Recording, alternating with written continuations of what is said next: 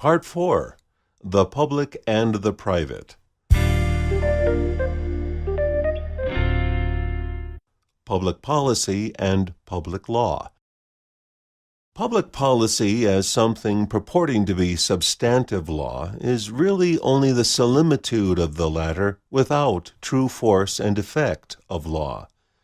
That subject in and of itself is a large topic and beyond the scope and focus of this paper. Public policy is the administration of the bankrupt debtor in possession, the United States Corporation, and its primary focus is the ongoing creation of public funds under the administration of the bankruptcy. It is distinctly identified in House Joint Resolution 192, passed on June 5, 1933, wherein the ability to make gold part of the obligation of contracts is suspended, to wit, quote, to assure uniform value to the coins and currencies of the United States, whereas the holding of or dealing in gold affect public interest and are therefore subject to proper regulation and restriction. And whereas the existing emergency has disclosed that provisions of obligations which purport to give the obligee a right to require payment in gold or a particular kind of coin or currency of the United States, or in an amount in money of the United States measured thereby, obstruct the power of the Congress to regulate the value of the money of the United States, and are inconsistent with the declared policy of the Congress to maintain at all times the equal power of every dollar coined or issued by the United States in the markets and in the payment of debts, now, therefore, be it resolved by the Senate and House of Representatives of the United States of America in Congress assembled that, A.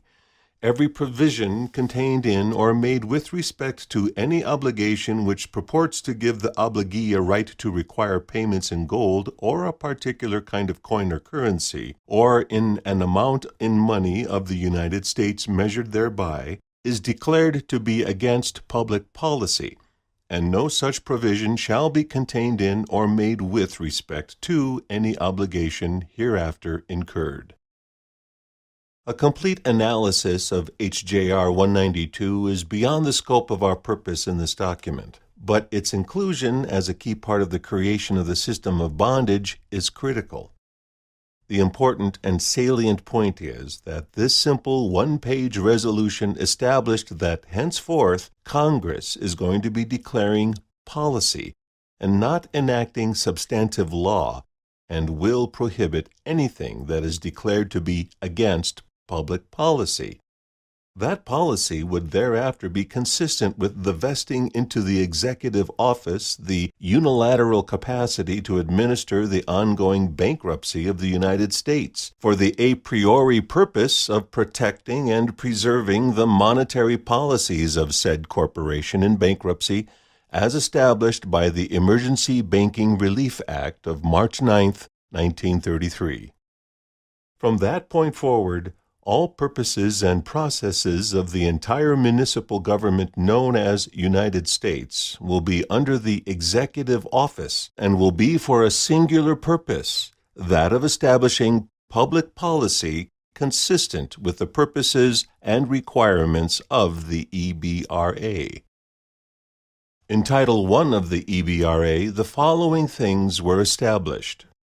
Number 1, in Section 1, it provides that all actions, regulations, rules, licenses, orders, and proclamations by the President on or after March 4, 1933 are approved and confirmed. This means that all such regulations, rules, licenses, orders, and proclamations are pre-approved as the exact wording is heretofore or hereafter. This is what empowers executive orders and other issuances to carry the purported constitutional authority of Congress, because they are pre-approved and confirmed with no termination date of such approval. Number 2, the authority to do this was conferred by the Trading with the Enemy Act as amended, and such amendment is provided in the very next section. That amendment pertains to foreign exchange, transfers of payments or credit by banking institutions, and the export, hoarding, melting, or earmarking of gold or silver coin or bullion or currency. This control is extended to any person within the United States or any place subject to the jurisdiction thereof. This will cover all circulating commercial paper, Federal Reserve notes, securities, and the entire public monetary system, since transfers of payments or credit by banking institutions pretty well covers it all. And of course, any place subject to the jurisdiction thereof covers anywhere such United States credit is circulated or held on reserve, i.e., all central banks of the world.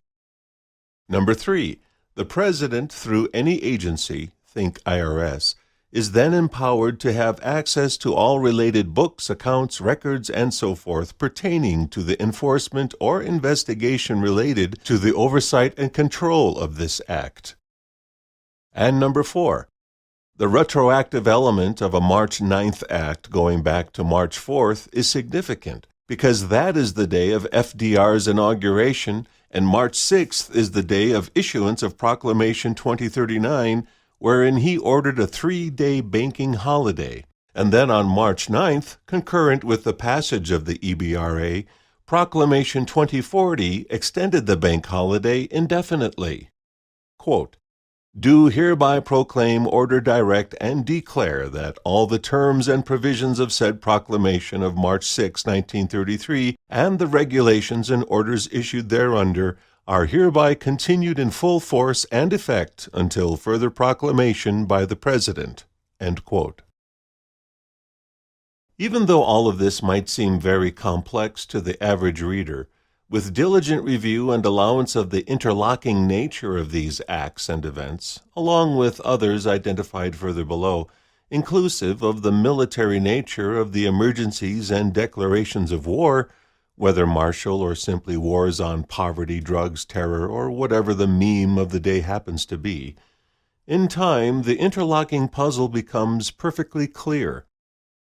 Of course, this does not pertain to just the United States because, as stated above, the Federal Reserve Note has been used as the reserve currency of all central banks worldwide since the advent of the Bretton Woods Agreement in 1944. Because of this, all national currencies are really just a subset of the Federal Reserve Note and system, and thus all persons, franchises, using national currencies such as Canadian dollars, Australian dollars, Japanese yen, and so forth, are in fact within the United States and subject to the jurisdiction thereof. Notice the use of the word funds as opposed to money, a point we shall return to later. The U.S. corporation was placed into bankruptcy by Executive Proclamation 2039 and extended with Proclamation 2040, concurrent with the passage of the Emergency Banking Relief Act that placed the administration of the bankruptcy in the hands of the United States person occupying the offices of President of the United States of America and President of the United States. Notice the distinction of stating two offices for two different entities, a point that is little understood. Public policy is instituted for the maintenance of the public body. To see how universal this phrase is, do a search for Institute of Public Policy and see how many such institutes there are at state and federal levels. The choice of the word institute is no accident, as it means to implement as well as an entity for such purposes, thus institutionalizing this central construct. The public body is the equivalent of the civil body, which takes us back to the Roman Civil Code. The Latin word civitas defined as the social body of the civis or citizens united by law. It is the law that binds them together, giving them responsibilities, munera, on the one hand, and rights of citizenship on the other. The agreement has a life of its own, creating a res publica, or public entity, synonymous with civitas, into which individuals are born or accepted, and from which they die or are ejected. The civitas is not just the collective body of all the citizens, it is the contract binding them all together. Take note of the two phrases that are highlighted. The first indicating the co-relationship between responsibilities and rights. This is how the function of the civil system is established, by creating the binding contract with the state as the provider of privileges and benefits, civil rights, in exchange for responsibilities, adherence to the binding civil codes of procedure.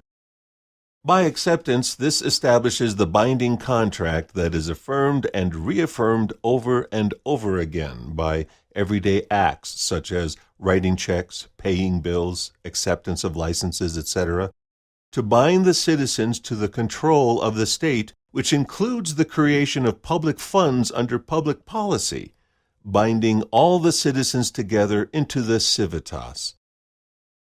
Further, we must note that the term citizen, a civ from which we derive the word civilian, is ultimately defined as property of the state.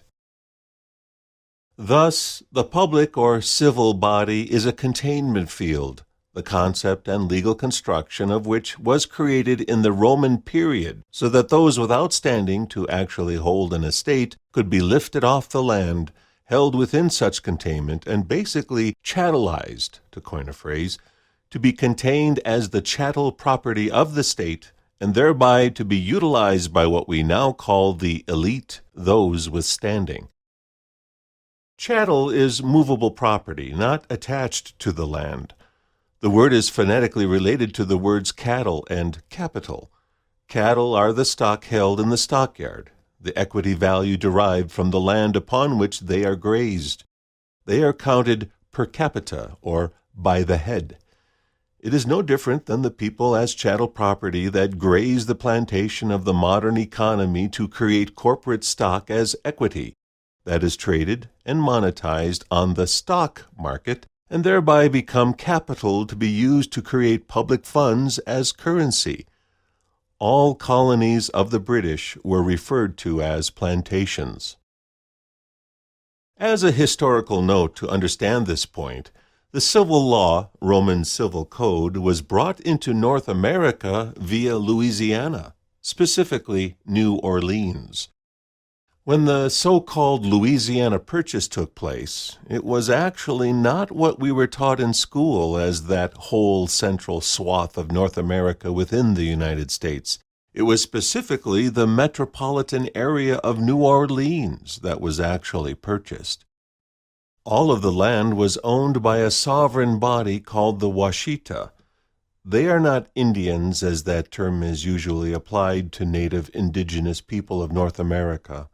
Racially, the Washita are black and have been on the North American continent for 6,000 years, as documented by their own historical records.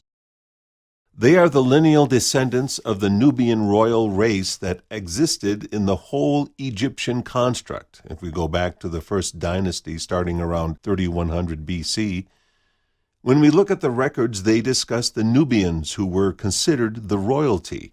At the beginning of the 13th dynasty, we see the intrusion of the Hyksos kings in Egypt that lasted for approximately 500 years until the end of the 18th dynasty, roughly 1800 to 1350 BC.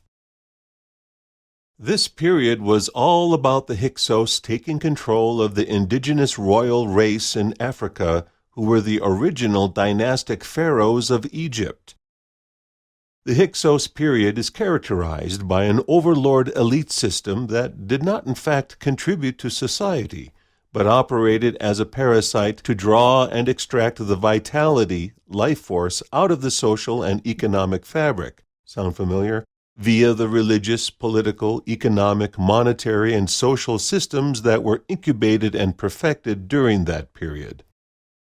When they were finally ejected out of Egypt at the end of the reign of Akhenaten and Nefertiti, they departed in two directions, one to the west and the British Isles, the other to the east and the so-called Holy Land.